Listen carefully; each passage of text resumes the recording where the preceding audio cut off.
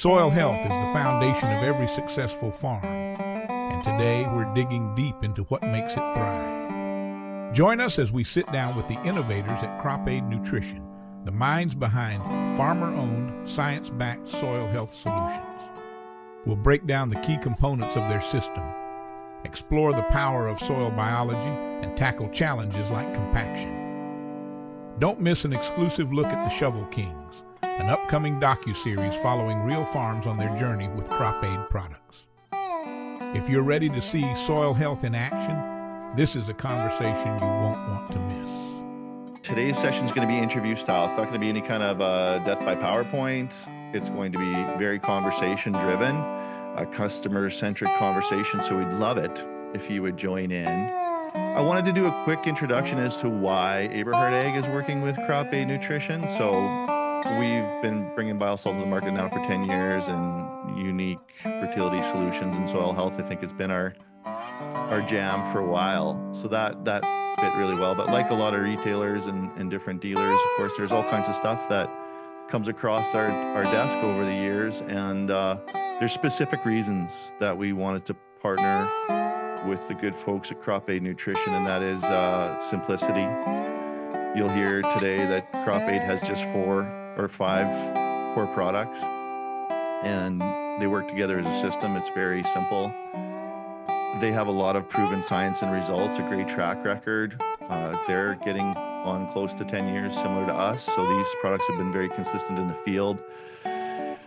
We love that it's farmer-owned and farmer-driven.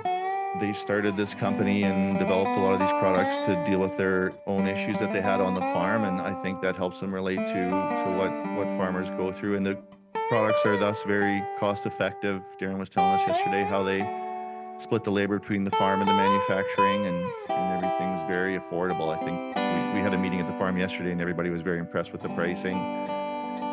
So the cost-effective part of it is very good in being CFIA registered. We're going to try these products out ourselves at the farm this year. We've discussed the plan yesterday. We love that it's compatible with Biosol.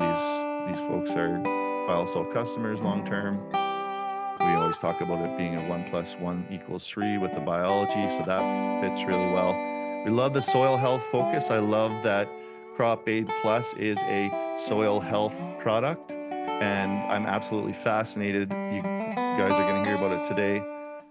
What this product does in the soil is very exciting, and we share a lot of values. Being Saskatchewan farm boys, Terry and myself, and the crew at CropAid Nutrition, the focus on service is something that I think is exceptional in this space. So we just hear about it over and over and over, what it makes you different.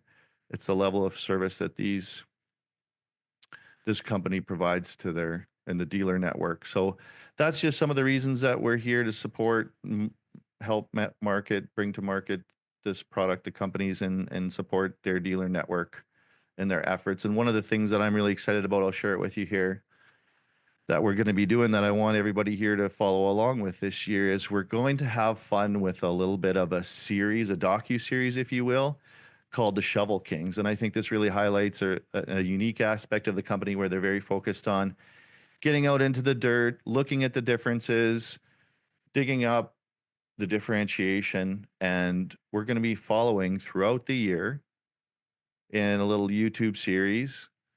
No animals were harmed in this making of this made-for-TV movie, I always say, but it's going to be a lot of fun. We're going to follow a number of different farms throughout the year on their journey of farming, highlighting what's going on with them throughout the different seasons and what kind of challenges and opportunities they're having throughout the year. But with that, we'll focus on and highlight and discuss and demonstrate the use of their different products and how it fits into a farm, and whether it's a farm like Darren and Calvin's, of course, that have been using it obviously since the beginning and are experiencing all the benefits, long term, to their cropping system, or somebody like Aberhart Farms, where we were all out there yesterday. There was 10 of us in the boardroom, and we were discussing how it would look like to implement this on the farm. And we're going to be testing a substantial amount of this product and going on that journey to take them from skeptics. I mean, they've seen a lot of different things come and go, and they trial things constantly, So we're going to see the crop aid difference on the farm, and we're going to document that and take you folks behind the scenes. So not only will we be having this little docu-series as we go, but we'll have these educational webinars like this one throughout the year to highlight what we're doing from an educational point of view. So I'm excited about that. That's going to be a lot of fun. And it's all to tell the story of crop aid. So today we're just going to get a general overview about the company, the folks that are responsible for creating these products and bringing them to market. Again, please jump in and ask any questions. It's a little bit of a long introductory talk there.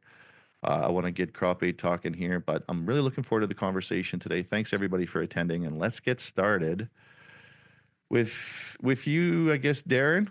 And I just wanted to mention we have Darren Sander, the founder and owner of the company, on the line here. And we have Calvin Sander, his brother, who's the sales manager, and then Darren Fisher's sort of the technical guy and agronomy guy.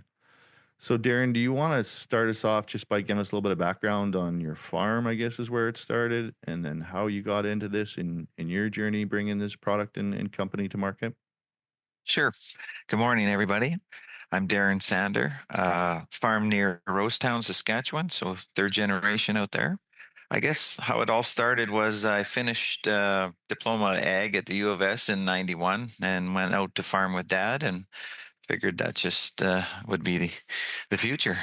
But in less than 10 years, soon realized that there was some serious issues on our farm, heavy Regina gumbo clay, major compaction issues. And as we got towards the droughts of the early 2000s, the land was extremely hard.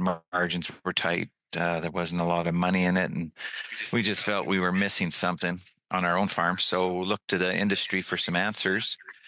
And there wasn't really any products at the time. There was a few out there. They were expensive, didn't really work consistently. There was no science in the soil health industry really to back any of this stuff.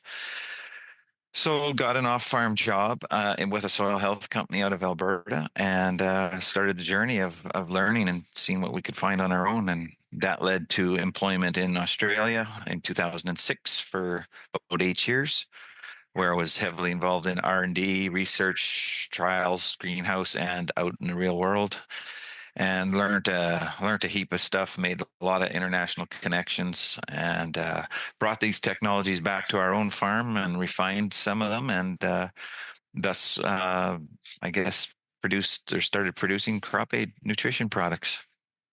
Right on. Well, let's hear from Calvin and Darren a little bit about how they got involved, so we get to know who you are, and then we'll continue the journey here. Calvin, how did you get involved in this? You were a school teacher before. We were asking if farmers were sometimes like school kids a little bit, or if it was different.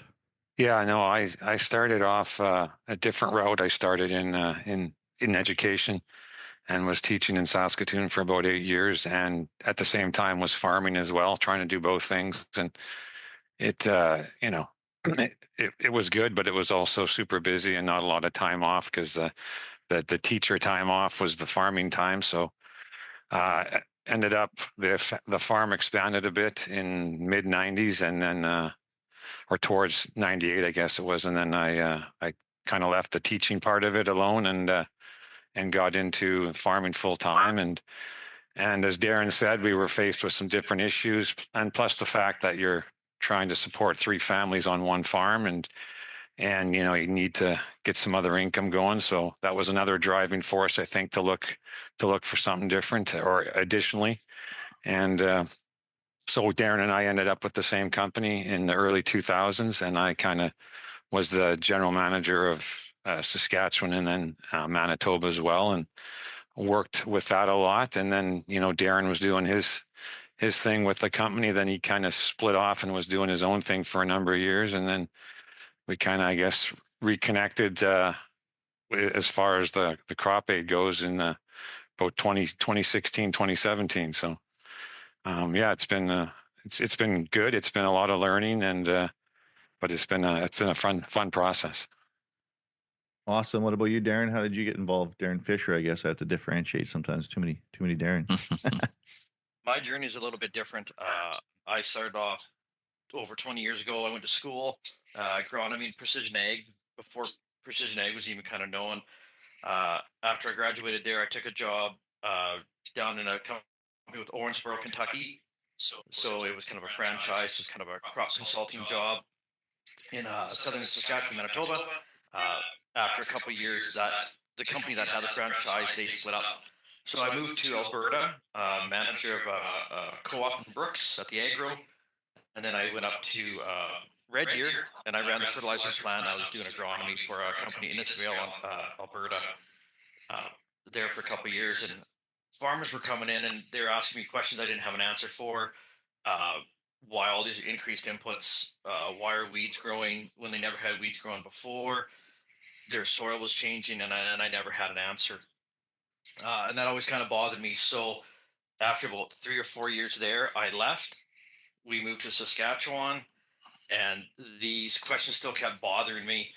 So I didn't go back to agronomy. I actually went back driving trucks. So I hauled oil in Alberta for a couple of years, and then I finally wanted to join back in agriculture. So I actually met a guy in Manitoba. So he was kind of a mentor of mine, and he explained everything, all these questions I had. He explained, and not only explained, but he showed me proof in scientific research, in books and papers, and he answered all the questions that I had.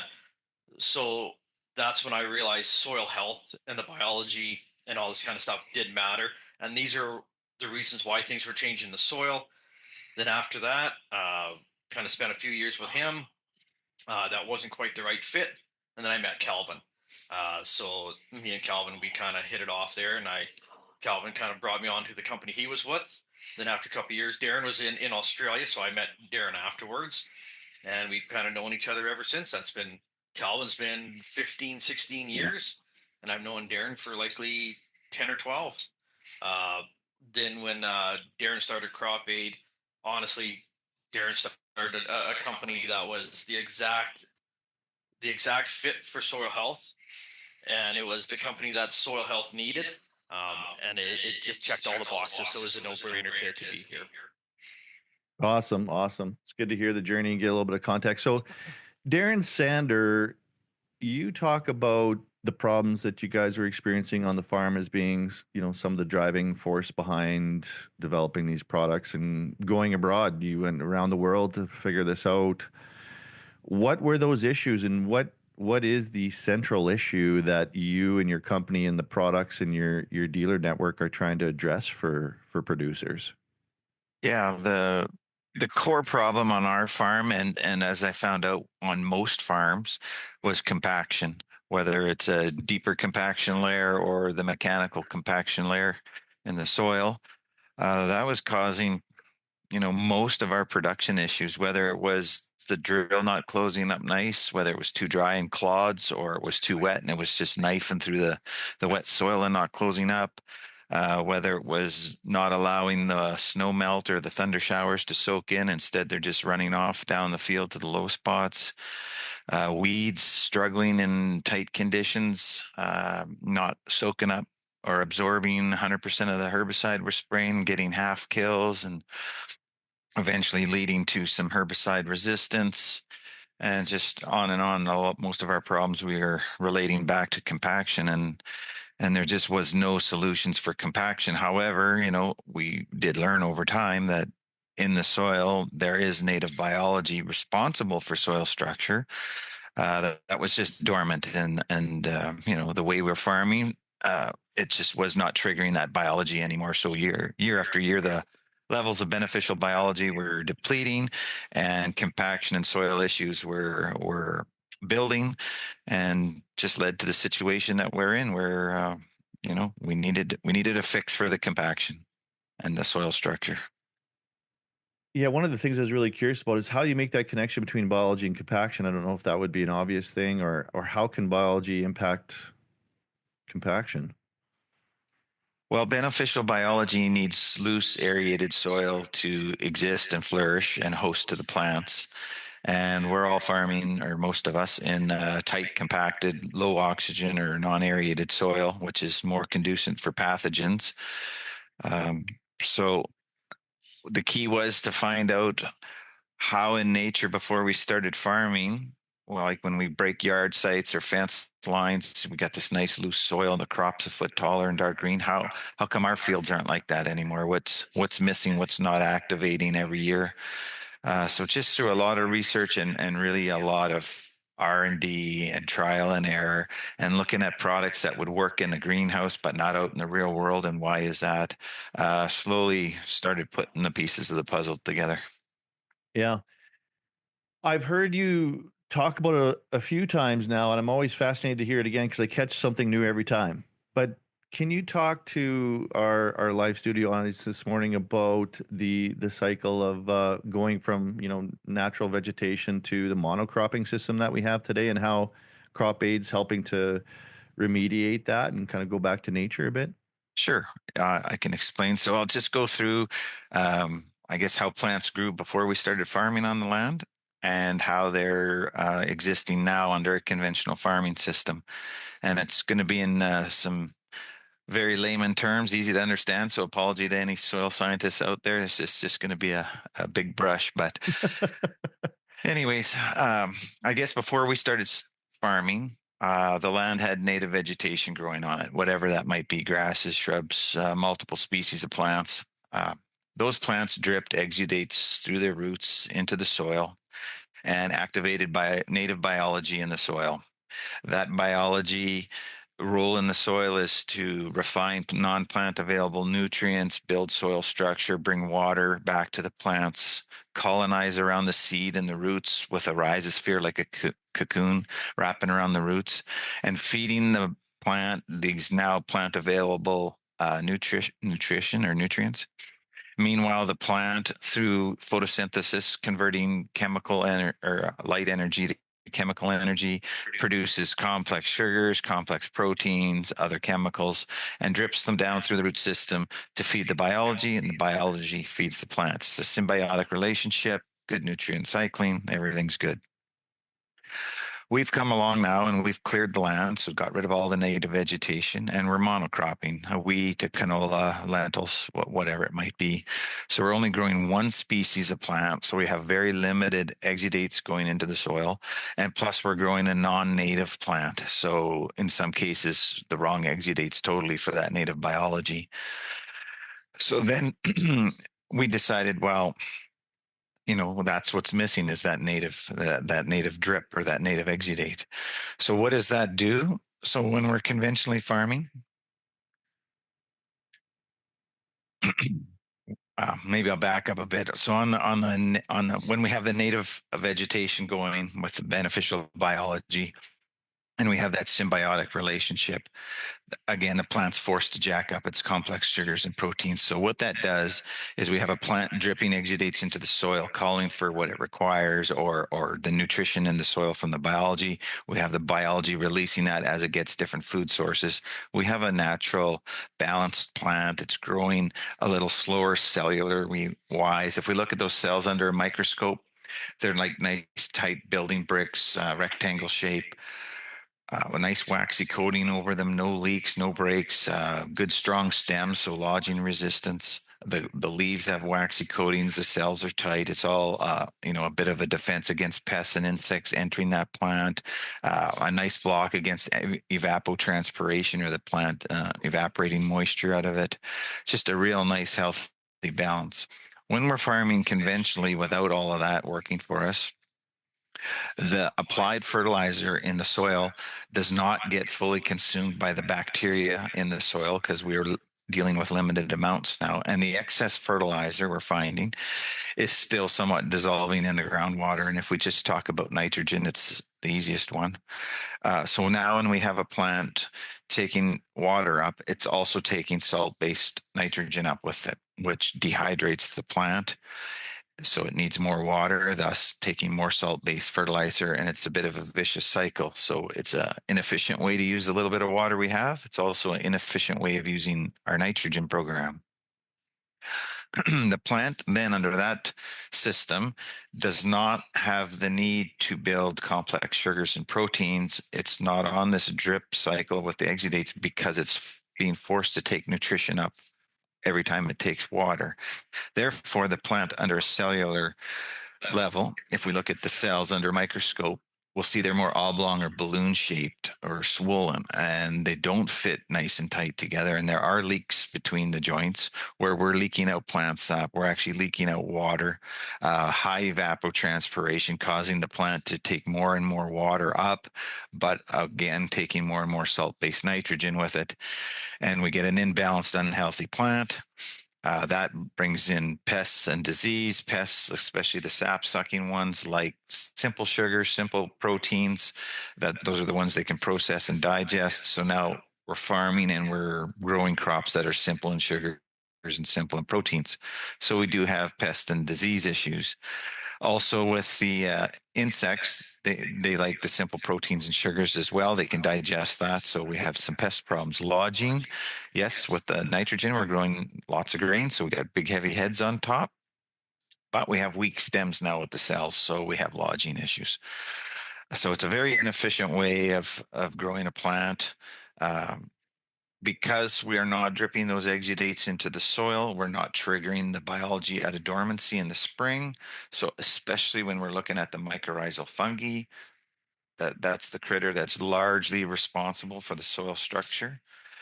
So we're not getting a lot of action there. Our other levels of biology slowly depleting. When we do put that nitrogen program into the soil, we're starting a bacterial frenzy. So the bit of biology that we do have in the soil is going to now start consuming what they can out of that applied fertilizer program, but they're not getting it at all. And they do need to eat while they're doing this. And, the organic matter in the soil is a food source for them. So we're not only lowering our levels of beneficial biology in the soil, but we're also lowering our organic matter too as we go along.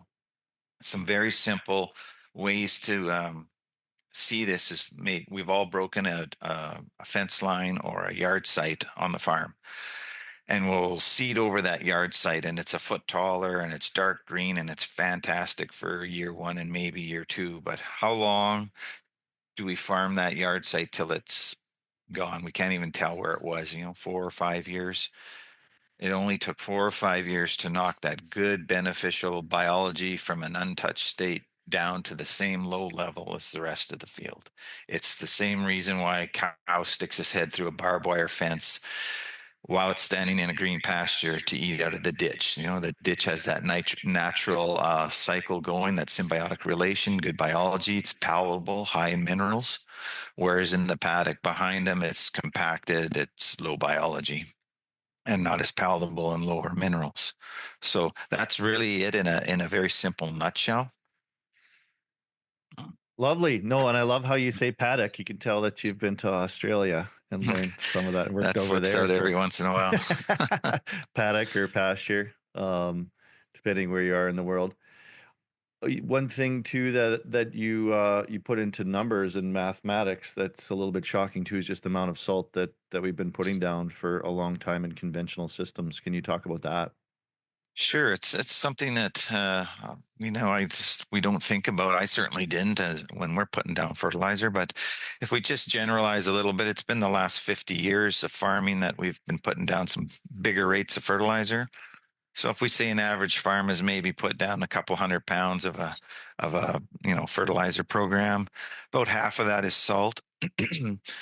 So 50 years of 200 pounds. If half of it's salt, we've put 5,000 pounds of salt down in the top 2 inches of our soil. We marry that with some low biology, poor soil structure, a mechanical compaction layer from the drills that we're sliding in to put the crop in. That salt is immobile. It's sitting at the top end. It's not soaking away with the water going through the soil profile. We're getting runoff now because the water's not soaking into the field. So this runoff is going to our low spots in our field, which now we're getting these saline spots. So it's a whole field effect. And the salt is an issue. I mean, kochia in Saskatchewan and Alberta is out of hand. Really started flaring up in the last few years with the droughts. And it loves free nitrogen in the groundwater, and it loves salty conditions. So it's no wonder we're growing a lot of kochia these days, and it's become a real problem in the ag industry. but it's just a symptom of the soil that likes to grow in the conditions we've created. And sometimes we can correct those problems if we turn the clock back on this land and get the soil structure back into it. And that is one thing that we focus on. It's 100% focus at CropAid, is tackling the core product on the farm, which is compaction. Once we get rid of that compaction, everything else falls into place, and the farming system just works overall much better. Yeah, and that's why I think Biosol works great too when you have a salt index of 7 as opposed to ammonium sulfate, which is 88, which is almost just good old table salt. So it's crazy to think about all the salt that we put down over the years, but we're going to talk about how your products address that a little bit. But I just wanted to mention too, we have 68 folks on the call. I can see all your names, and we have some incredible agronomists and farmers. And I would love to hear from you what you want to know from the good folks here at CropAid. So please put your questions in the Q&A, or put it in the chat, or put your hand up. And don't really want to have to pick on any of you, but I know some of you. So love. I might just. Michael, Go ahead. Go ahead. Go ahead. I was just going to say, oh, am I up or no? No, well, actually, Michael Muscovy put his hand up. And Sorry. If you're at the Convergence Conference, you heard just how eloquent a cowboy poet this man is. Oh, good morning, Michael. You might have to unmute yourself there. Yeah, got her now. But words of interest that I just heard you say when you talk about water and it running off, I have a term that I use. It's just after seeding time. The drill is went over, maybe a harrow bar prior, and then a land roller. We get a rain, and I call it standing water syndrome, where every slight little depression, the water will stand for a day after a little bigger rain, and then it goes away. And I find that a syndrome directly after seeding, but as the crop gets up and starts to grow, it seems like rains a little later in the season. And I've also referred to it in the term as table topping, where it's just the top of the table where that water is. Could you give me a little more explanation on getting this water to go down in the soil, please? Thank Sure. you, Michael. Great question. So we're dealing with, mechanical compaction, really. So as we run that drill across the land, say it's down 2 inches and scraping the soil 2 inches below, it's creating a compaction layer there. The roller, the harrows, the tire traffic, the harvest traffic from last year, it's all compaction. And with low biology, especially the mycorrhizal fungi, we're not removing that or fixing that. So the water, it has a tough time getting through that. So instead of draining in, which takes time, it runs to the low spots. So without good soil structure, we're not going to get good water absorption. And a key indicator of that we can see with our canola plants. They'll root down to where the drill slid across the soil, and then they make a right-hand turn. And it's super common to be pulling canola plants, and the roots go down.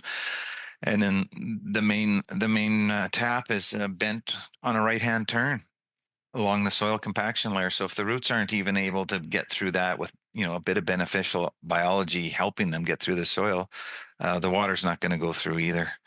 So as soon as we can get that mycorrhizal fungi going, send a specific trigger down to get it going and get active again, we can start breaking up that soil compaction. So that is what CropAid Plus our biostimulant product, that's what it contains. It's simply a product that we've created that mimics that native vegetation, what it dripped in the soil to get your native biology going.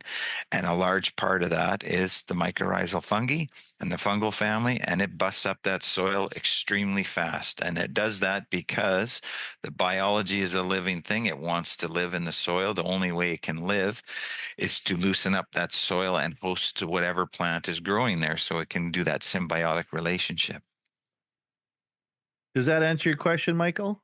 Yes, it does very well. Thank you. It's not your product doing it. It's what your product does to the plant and the roots. Exactly. Our product is simply a trigger. There's nothing live in it. We're Yeah. dealing only with your native biology, which changes every square meter of your fields. So when we can lift that all evenly and tell it to get out of dormancy and get back to work, everything is right in the world. It will, and it will host whatever we're growing there for the season. Well, thank you. That's really good, because sometimes I drive out and one neighbor's field has standing water syndrome. And then right across the fence, the next field doesn't. And I think, ooh, they must have had more rain. But that's not entirely correct.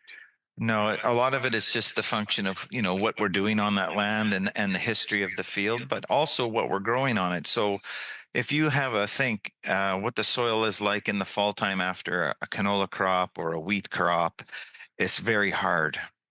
But how come after a barley crop or oats or peas, it's really soft and mellow? The only difference there is the barley, the oats, the peas are better hosts of native biology and have some exudate drip that somewhat triggers a little more of that native biology out of dormancy and has that working for it. And that's the difference in a few months of that growing season, how soft that soil is after a barley crop, where the wheat crop or the canola crop has very little exudates coming out of it that are triggering our native biology, and therefore we have very hard conditions. We haven't done anything with that mycorrhizal fungi. Same thing if we look at our soil trash. I can go into a field and find canola stalks from 3 years ago with still root hairs on them. There's nothing happening. Nothing's breaking down. But yet if I go to a field that has good soil health on it, by springtime, the stuff I just harvested is already, pretty much dissolved and broke down. So it's a huge difference. I have Right on. seen that myself. Thank you. Michael, did you want to stick around just in case you had some more questions, or you? I'm not going anywhere. I appreciate you. So we'll keep getting the farmer perspective here. And we did have a question starting to come in, so I think we're all getting the blood flowing here this morning. Jody Berglund, the net wrap queen, God bless you. I would like to know their thoughts on the use of Anhydrous. As a user of Anhydrous, do they feel I am defeating the purpose?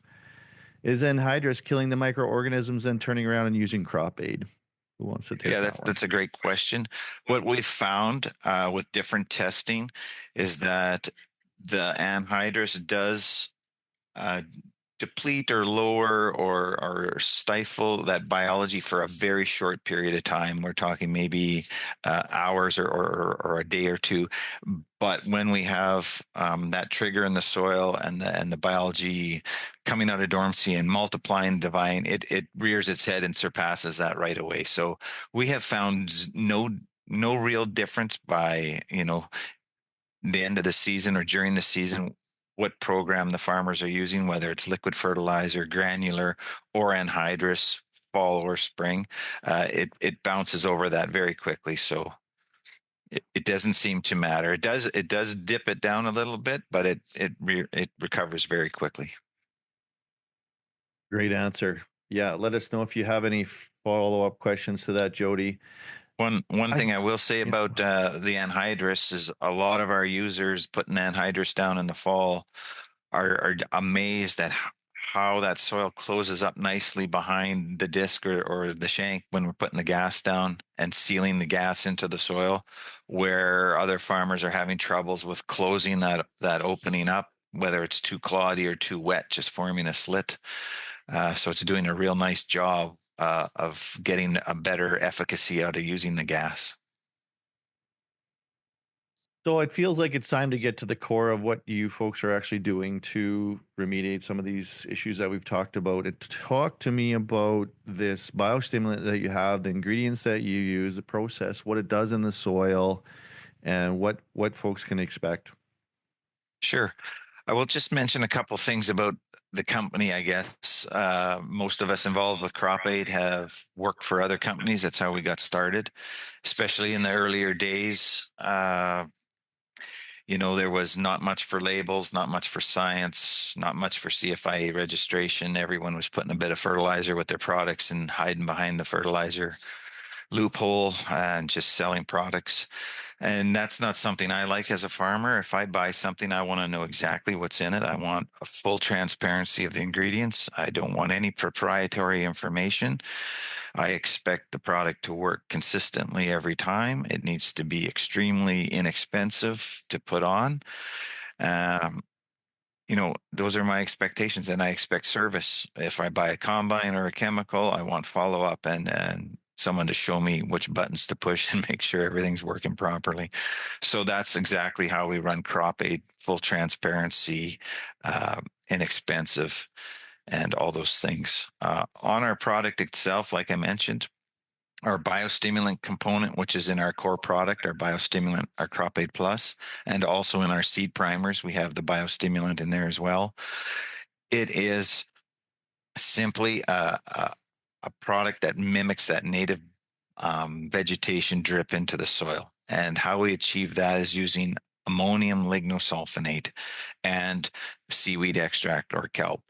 And the key to those are, especially the lignin, is plant-based fresh carbon. So if we're trying to get plant-based beneficial biology out of the soil, we need to use plant-based ingredients. And fresh lignin, which is derived out of the pulp mill, so it's a pulping byproduct from pulping trees. So plants, we take that powder, we get it back to the plant, we refine it into our products. So we're using plant-based carbon. It's fresh carbon. It has energies with it, and it's the energies that is very much part of the signal to get the biology out of dormancy. When we compare that to other products on the market, and this is really our point of difference as a product, there's a lot of companies selling a lot of carbon-based triggers out there, and that's great, and they all have their space. But if we're using mineral-based carbons with no energies, we are not getting the full spectrum of biology out of dormancy to assist our growing program. And the large component of that is the soil structure ones. So putting a mineral-based carbon into the soil with no energies with it, we're just missing some of the key triggers to get all of that biology going and do the whole program. So our product is a 2-pass product. So normally the first kick is with the pre-burn, and that is signaling the biology to get out of dormancy, get going, and mainly and primarily the mycorrhizal fungi going to start busting up that soil, getting it loosened, getting some oxygen in it, so that when we come back with our second pass at herbicide time, we have an environment already where that biology can live and flourish attached to the plants and give us an ROI because it can exist and live the whole season. When we're using other products, I would say that don't quite get all of the spokes of the wheel out, and we're missing that soil structure component. We do get short-term benefits, which might grow a little bit of a bigger root or a few other noticeable things, but we're not have the survivability of the network in the soil long enough in the season to get us an ROI at the end of the day. And that ROI can be several different things. The easiest one to measure is yield, of course. Second one that's showing up very well is nutrient use efficiency. So what would we expect if you cut a field in half and everything is the same and you use CropAid on one side and not on the other? We would expect in most conditions a yield increase, but yet when we come back and soil test in the fall, we have, even with a yield increase, the same or in most cases more nutrient residual in the soil, and that's micros and macros. So if we were used to having 10 or 20 pounds in our soil at the start of the season, and then we add the rest of our removal rate to grow our crop, now we might have, 20 or 30 or more. So that again is up to the advisor and the farmer to figure out what they're going to do with a black and white soil test. But it does show up. So other, I guess, ROIs, what we're finding that this healthy soil system does is it adds efficacy to all the money we're spending on the farm. So it helps the fertilizer program by building in better efficacy and nutrient use, better water use efficiency. Herbicides as well. Currently, we're spraying weeds that are struggling in tight soil. We're getting half kills, three-quarter kills, and over time, I feel we're getting some herbicide tolerance. Now we have a plant that's growing in nice, loose, aerated soil. It's going to absorb that chemical and it's going to die. We're not cutting rates. We're just having chemicals that are really going to do a good job now. So it's adding an efficacy into that as well. Same with our fungicides and pesticides. Again, we are not a company that is going to say, cut some fertilizer, don't spray a fungicide or pesticide. That's not our role. We are a soil health company. We repair soil. There are side benefits to that. For diseases and pests, we have plants that are now higher in complex sugars and proteins. They got the waxy coating on, the better stalks, the better stems and leaves. There is a degree of protection there against pests and disease. However, it is just a degree. So if we still have the thresholds to spray, or we're in an area where, say, wetter area where fungicide is just part of the program, that's absolutely fine.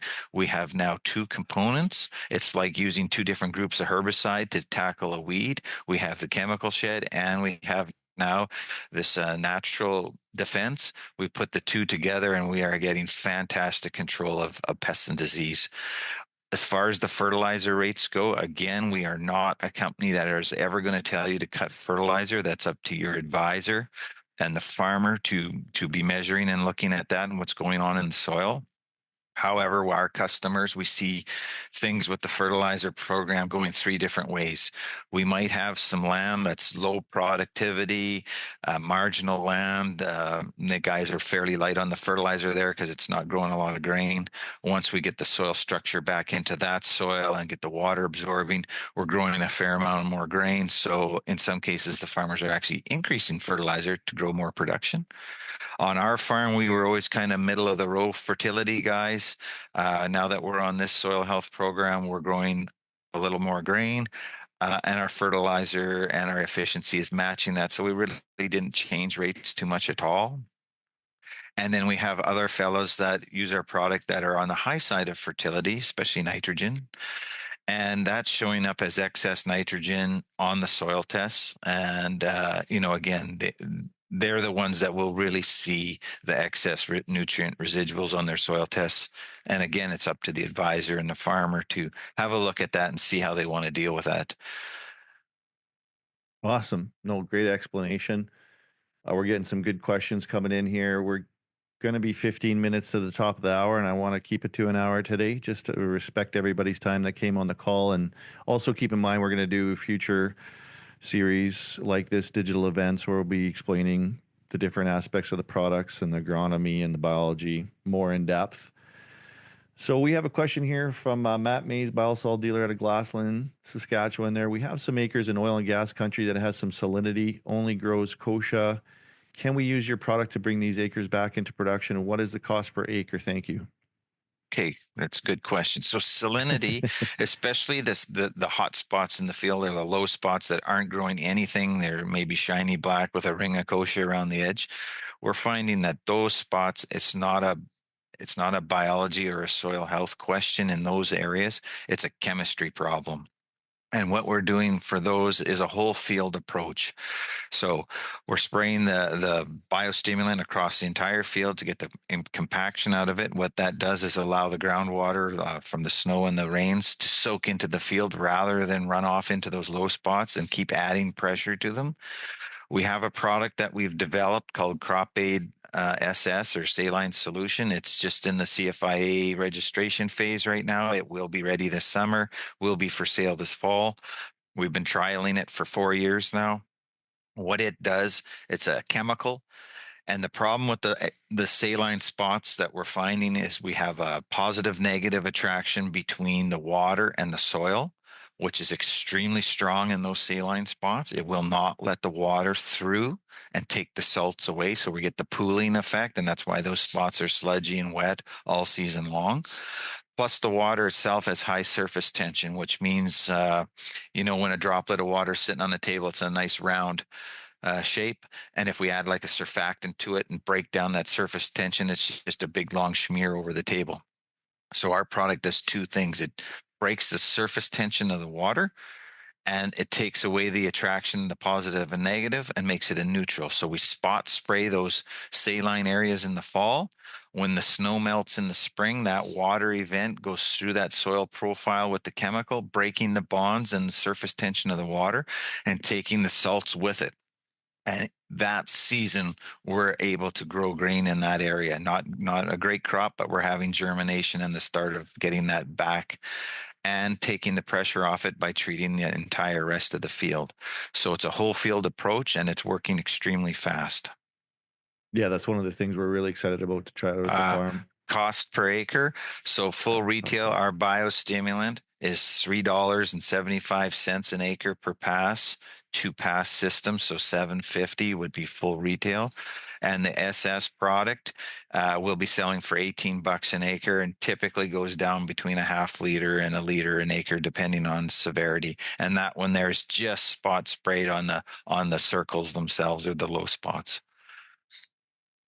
Excellent. No, great answer. Great question. Great answer. Deep Patel from MMP Ag Intellect is asking, are there any analytics to quantify the increase of microbial load that the product promises? Yeah, so that's one thing that we're always looking at as well as a company. So we've joined forces with Cara Soil Health Labs now. So Darren Fisher's kind of in charge of that area of the company, where we are looking at non-treated land, treated land over several years, starting to measure the bacteria and the fungi in those soils, and trying to get a handle on which actual species are doing which roles and the balances between the bacterial and fungi. So yes, this is something that we are that's actually this year's project, is to really get some numbers and data behind that part of it. Yep. Well, we might have time for a couple more questions here. We're getting close to the top of the hour. I wanted to get Michael's perspective as a producer as to what he's thinking about what he's heard here today. What do you think, Michael, about the whole enchilada? Really good so far. You did mention about water and surface tension, and I like that side of it as well. Earlier on, when I mentioned about like a Harrow Bar land roller, we've started to avoid land rolling, although I wouldn't sell the land roller. And there are places where we have land rolled ahead of the drill to create the soil a little, and that way we're not rolling after the drill, just in certain spots, and spots like you said of your other one. So thank you guys, really good, really good. Awesome. Calvin and Darren, I got you muted just here I know you guys are in the same room, so we wanted to produce any echo there. But Calvin, do you have any words to kind of take us out here towards the top of the hour? Did you have anything to add specifically, Calvin? I asked to unmute you there. Can you just unmute yourself, Calvin? I think. No, just in what Michael had just said about the land rolling. We grow a lot of lentils as well, and one of the things that we find in our area by Rosetown is there's a lot of guys that will roll this right after they seed that land, and what we found seems to work a little bit better is to wait and roll that lentil crop. When that lentil is maybe 2 inches tall, is still kind of in the furrow, but put the land roller over it at that point, and it's as long as your soil is not had a rain on it, it's drier, and it'll cause some less compaction issues for you as well. It's just something that we've found that works better than trying to roll right after you seed it, because if it's still a bit tacky and wet, it just makes that compaction layer a lot worse than if you waited. So just something that to follow up with what Michael said. Great point. Fisher, did you have anything to add to the conversation before we wrap up here today? No, I think everything was explained very well. I just think that we in the past we've heard these numbers of biology in the soil is in the top 6 inches, 30 to 50,000 pounds of that of the 2 million pounds is biology, and I think sometimes we think that we can't hurt that biology, and it's just there. But over time, the farming practices and that kind of stuff, we do damage that biology. Uh, and it does affect us. It affects, the plant growth, the fertilizer we put in, and everything else. So, uh, on a crop aid program, I mean, we can help alleviate those problems we were doing in farming, and just having a nice, healthy soil. Perfect. No, that's great. So just to wrap things up here, going into the top of the hour, Darren, I'm going to ask to unmute you there. You might have to unmute yourself. Bruce Degg has raised his hand. Let's click on this here. Brave man, Bruce Degg. I'm going to allow you to talk, Bruce. You're live. You're live, Bruce, on the Crop Aid Yeah, Nutrition good morning, webinar. everybody. Can you Morning. hear me? Yeah. Can hear you. You sound great. I just got several producers that couldn't make the meeting today, and they were wondering if this is recorded, and I think you said it was going to be, and how would we access that then, Dan?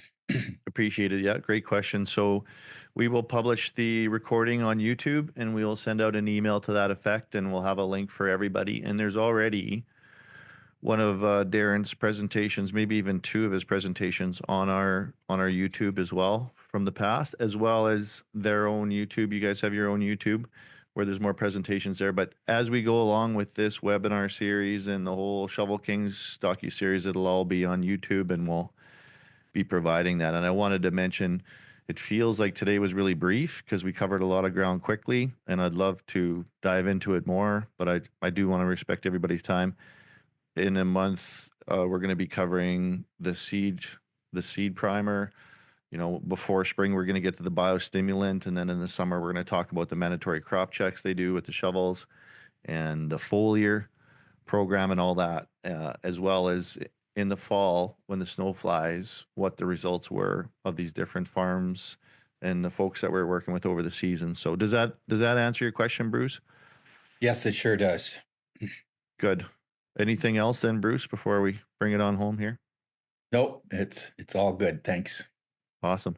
So Darren Sander, can you just summarize quickly the program, how folks would get a hold of the products and the distributors if they're interested? Maybe, direct people to the website and just Sure. kind of give people in the last 7 minutes, bring it on home here with an overview.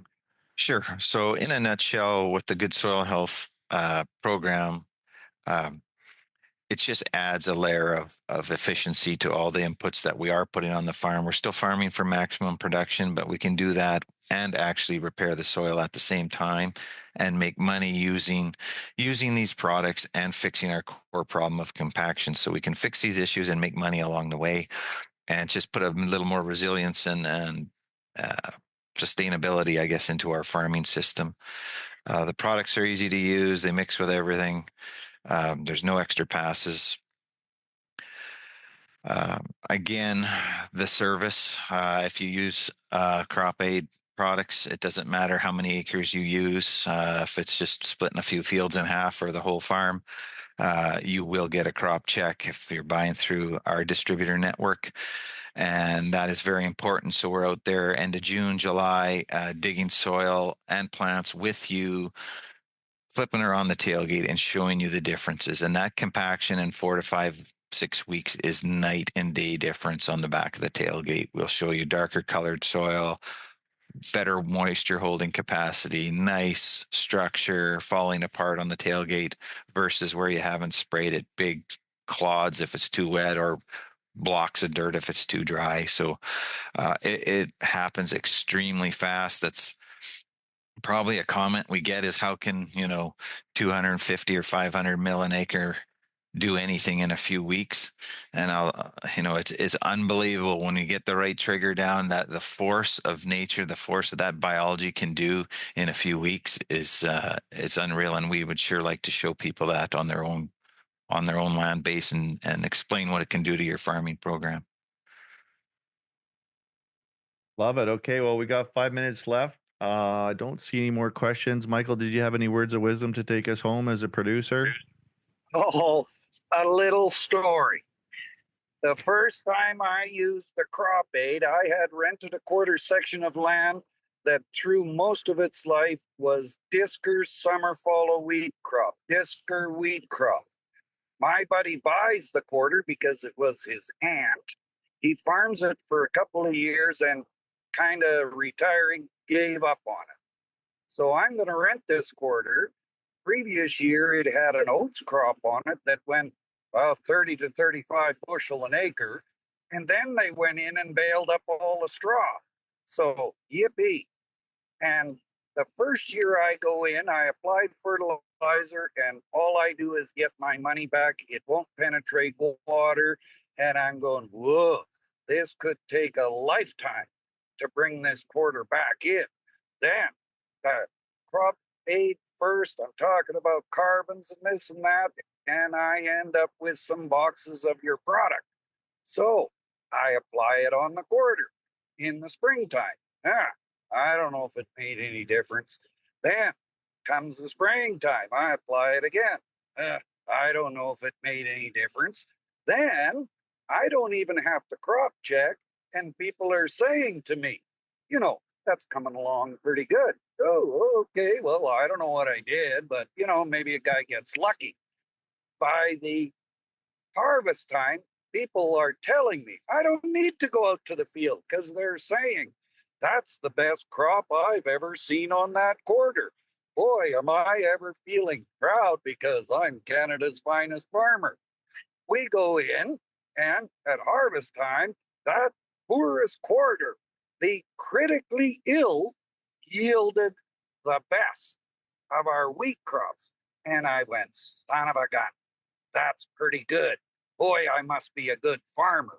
Later on, I go, hey, wait a minute. I did something different.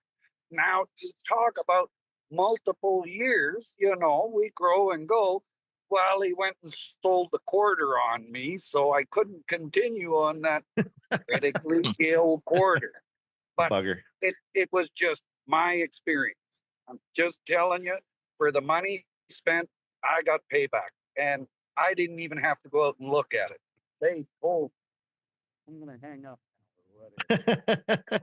Michael, that's radio gold. And trust me, folks, that's not a paid placement there, but that's Michael, as usual, just being very wise. So yeah, we're going to bring it home here before the top of the hour. It's good to wrap up on time. I really appreciate everybody that came on the call today. Darren, what is the best way for folks to get a hold of you than the distributor network and get some of the product on their farm this year? Yeah, the best way and the easiest is probably just to go onto the website, info@cropaidnutrition.com, send a message there. It goes directly to Calvin, and he will steer it to the right rep in your area, and away we go.